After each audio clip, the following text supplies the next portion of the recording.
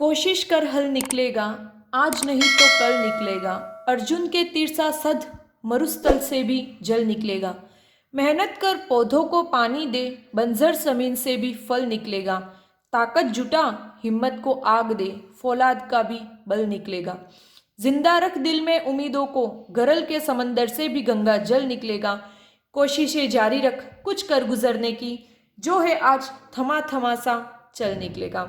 जीवन में हमेशा हमें कोशिश करनी चाहिए, क्योंकि कोशिश करने वालों को ही कभी हार हो नहीं सकती। कोशिश तो हमें करनी ही है। सफलता असफलता यह बात की बात है, लेकिन आज हमारे सामने सिर्फ एक ही रास्ता है, वो है मेहनत का। और एक चुनौती है, उस चुनौती को हमें एक्सेप्ट करना है और उसका हमें मुंह तोड़ जवाब भी देना है। इसके पहले भी मैं एक वीडियो बना चुकी हूँ, जिसमें इस कारक से संबंधित ऐसा वीडियो बनाया था जिसमें कि सिमिलर दिखने वाले वाक्य और उनमें कौन सा कारक है उसकी पहचान करना हमने देखा था। तो वैसा ही आज एक वीडियो में और लेके आई हूँ आपके सामने। आशा करती हूँ आपको ये ज़रूर पसंद आएगा। मैं किरण, आपके YouTube चैनल साहित्यिक सोष्ठ में आप सभी का हार्दिक स्वागत करती हूँ। आशा करती हूँ कि आज का वीडियो आप सबको बहुत ही पसंद आए। तो चलिए शुरू करते हैं आज का वीडियो। मेरे लिए कोई किताब ले आइए। इस वाक्य में मेरे लिए के नीचे आपको रेखांकित किया हुआ मिलेगा और परीक्षा में पूछा जाएगा कि भाई इसमें कौन सा वाक्य, इसमें कौन सा कारक है। अगला वाक्य है मुझे कुछ नहीं चाहिए, जिसमें मुझे के नीचे अंडरलाइन किया हुआ है। और तीसरा वाक्य जैसा कि आप देख सकते हो, मेरा घर बहुत छोटा है। तीनों वाक्य में मेरे लिए, मुझे, मेरा घर, सीधी सी बात है, मैं आपको समझाना चाहती हूँ कि है सर्वनाम शब्दी, लेकिन इन सर्वनाम शब्दों का के साथ कौन कौन से कारक चिन्ह है और इसमें इन सर्वनाम शब्दों में कौन सा कारक है।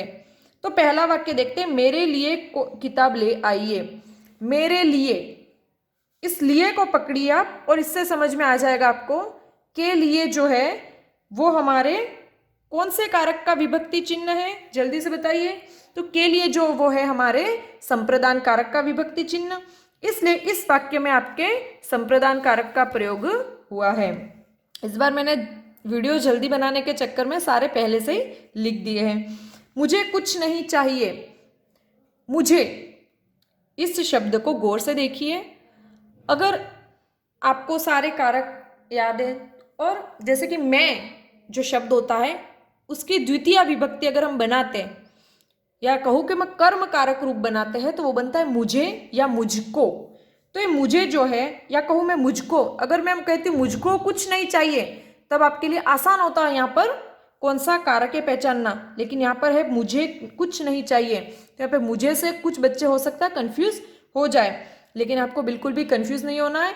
यहाँ पर मुझे जो है वो कर्म कारक का ही रूप है और इसलिए यहाँ पर कर्म कारक प्रयुक्त हुआ है। अगला है मेरा घर बहुत छोटा है। रा रेरी, काके की, नाने नी, ये कौन से कारक में प्रयुक्त होते हैं जी? बहुत ही अच्छा, रा रेरी। और ये कौन से कारक के विभक्ति चिन्ह है? तो ये संबंध कारक के। मेरा घर, किसका घर? मेरा। तो यहाँ पर रा रेरी में से रा आपको दिखाई दे रहा है और पीछे घर है, तो ये मेरा घर में बहुत छोटा, यहाँ पर आपके संबंध कारक का प्रयोग किया गया है। हमारे विद्यालय में तनिषा सबसे सुंदर लड़की है। आपको स्पष्ट दिखाई दे रहा है मैं, और मैं विभक्ति चिन्ह जो है वो कौन से कारक में आता है? अधिकरण मैं पर पे। तो यहाँ पर हमारे विद्यालय में तनिषा सबसे सुंदर लड़की, और हमने बात की थी जब बहुतों में से किसी एक को श्रेष्ठ बताना हो तब हमेशा अधिकरण कारक का प्रयोग होता है। घर में राम सबसे लंबा है, कि बाकी सारे लोगों में से सबसे लंबा कौन है? राम है, इसलिए यहाँ पर घर में जो है मैं से पता चल रहा है कि यहाँ पर भी अधिकरण कारक का प्रयोग हुआ है। तीसरा वाक्य है नेहा संतोष से लंबी है। यहाँ पर बहुत सारे लोगों में से किसी एक को श्रेष्ठ ना बता करके दो लोगों में तुलना की गई है। ये नेहा और संतोष दो लड़कियां, जिसमें से नेहा जो है वो संतोष से ज्यादा लंबी है, तो ये जो से है इससे तुलना की जा रही है। और जहां पर भी दो लोगों में तुलना की जाए, से ऐसे तो करण और अपादान दो का विभक्ति चिन्ह है, लेकिन तुलना जहां पर की जाए वहां पर आपके अपादान कारक का प्रयोग होता है, जिसको कि हमने नोट के माध्यम से लिख लिया है। अधिकरण कारक में बहुत सारी चीजों या लोगों में से किसी एक को सर्वश्रेष्ठ बताया जाता है। इसकी पहचान में विभक्ति चिन्ह द्वारा की जाती है। जबकि अपादान कारक में दो व्यक्तियों या वस्तुओं के बीच तुलना की जाती है और इसकी पहचान से विभक्ति चिन्ह या परसर्ग से हो सकती है। ऐसे तो विभक्ति चिन्ह से आप पहचान लोगे, लेकिन जहां पर वाक्य में दो लोगों के बीच में तुलना हो वहां पर अपादान कारक होता है, और बहुत सारे लोगों में से किसी एक को श्रेष्ठ या निकृष्टतम या सर्वश्रेष्ठ घोषित किया जाए वहां पर आपके अधिकरण कारक का प्रयोग होता है। कुम्हार ने मिट्टी से घड़ा बनाया। यहाँ पर ये जो मिट्टी है वो घड़ा बनाने के लिए साधन है, इसलिए यहाँ पर से विभक्ति चिन्ह जो है वो करण कारक के कारण आई है, और यहाँ मिट्टी से में करण कारक का प्रयोग हुआ है। मिट्टी के 5 घड़े लाओ। मिट्टी के 5 घड़े लाओ, हमने संबंध कारक में पढ़ा। हम पढ़ेंगे कि संबंध कारक में जब कोई धातु या किसी पदार्थ से निर्मित जो वस्तु होती है उसमें संबंध कारक का प्रयोग होता है। के विभक्ति चिन्ह से का के की जो है संबंध कारक के विभक्ति चिन्ह है, इससे पता भी चल रहा है। से आया तो करण कारक, और यहाँ पर दिखने में मिट्टी से करण और मिट्टी के तो संबंध कारक का प्रयोग हुआ है। शिक्षक ने बच्चों को गृह कार्य दिया। जहां पर भी देने की बात हो, दीपक ने सरिता को एक कलम दी। यहां पर भी देने की बात है, चाहे गृह कार्य हो चाहे कलम, वहां पर आपके संप्रदान कारक का प्रयोग होगा। देखो, चाहे हम किसी को सजा दें या कोई तोहफा दें तो वो हम रिटर्न में वापस नहीं लेते हैं। जो चीज हम किसी को देते हैं तो यहाँ जहां पर भी देने का जिक्र हो वहां पर आप हमेशा संप्रदान कारक करेंगे, और बाकी वाक्य ऐसे दिखने में तो बिल्कुल ऐसे होंगे जैसे कि हमने इसके पहले वाले वीडियो में देखा था कि बच्चे ने कुत्ते को पुचकारा, तो वहां पर भी बाकी सारा वाक्य तो ऐसा ही था लेकिन क्रिया अलग थी। तो वहां पर भी को विभक्ति चिन्ह था, लेकिन वहां को विभक्ति चिन्ह जो था वो कर्म के लिए आया था, और यहाँ पर को विभक्ति चिन्ह जो वो संप्रदान कारक के लिए प्रयुक्त हुआ है। आगे, सपना ने कल्पना को जगाया। कर्ता के साथ ने विभक्ति चिन्ह और कर्म के साथ आपको को विभक्ति चिन्ह दिखाई दे रहा है। परीक्षा में हो सकता है आपको सपना के नीचे अंडरलाइन करके पूछे कि भाई इस वाक्य में कौन सा कारक है, तब आपको बताना इस वाक्य में कर्ता कारक है। और अगर यही वाक्य पूछा जाए और कल्पना के नीचे आपको रेखांकित किया हुआ मिले तब आप कहना कि कर्म कारक का प्रयोग हुआ है। प्रतिभा राज के लिए केक लाई। संप्रदान कारक में के लिए विभक्ति चिन्ह का प्रयोग होता है, इसलिए राज जो शब्द है वो संप्रदान कारक शब्द है। बच्चा पलंग से गिरा। पलंग से गिरा, अभी तक वो पलंग के ऊपर सोया था, वो गिरने के कारण वो पलंग से दूर हुआ। तो जब हम किसी वस्तु या किसी स्थान से दूर होते हैं या पृथकता या अलग होने के अर्थ में हमेशा अपादान कारक का प्रयोग होता है। माली खेतों में पौधों को सींचता है। खेतों में मतलब खेत के अंदर बहुत सारे पौधे हैं और उनको माली सींचता है, तो यहाँ पर खेतों में के लिए अधिकरण कारक का प्रयोग किया, क्योंकि मैं जो विभक्ति चिन्ह है वो हमारे अधिकरण कारक का विभक्ति चिन्ह है। आगे देखते हैं। बाढ़ पीड़ितों के लिए राहत केंद्र खोले गए। बाढ़ पीड़ितों के लिए राहत केंद्र खोले गए। यहाँ पर के लिए जो ये विभक्ति चिन्ह है इससे पता चल रहा है कि यहाँ पर संप्रदान कारक का प्रयोग हुआ है। अलमारी में कपड़े रखे हैं। मैं मतलब अंदर, किसके अंदर, तो अलमारी में, और अधिकरण के साथ ये विभक्ति चिन्ह में लगता है जो यहाँ पर हमको स्पष्टतः दिखाई दे रहा है। रवि के हाथ से घड़ी गिर गई। रवि के हाथ से घड़ी गिर गई। यहाँ पर देखो गिरने की बात हो रही है, मतलब हाथ से वो अलग हो रही है, और जहां पर अलग होने की बात होती है वहां पर से विभक्ति चिन्ह अपादान कारक हेतु प्रयुक्त माना जाता है। अगला है, वह चारपाई पर लेट गया। इसके पहले हमने देखा था वह पलंग से गिरा, या क्या बच्चा चारपाई से गिरा, तब वो अलग हो रहा था, लेकिन यहाँ पर वह पलंग पर या वह चारपाई पर लेट गया, तो पर का मतलब ऊपर, और जहां पर ऊपर के अर्थ में पर जो है वो अधिकरण कारक का प्रयोग हुआ है। सुप्रिया ने कादंबरी के लिए शॉल खरीदा। किसने खरीदा? सुप्रिया ने, और जो कोई कार्य करता है वो हमारे हो जाता है कर्ता कारक, और किसके लिए?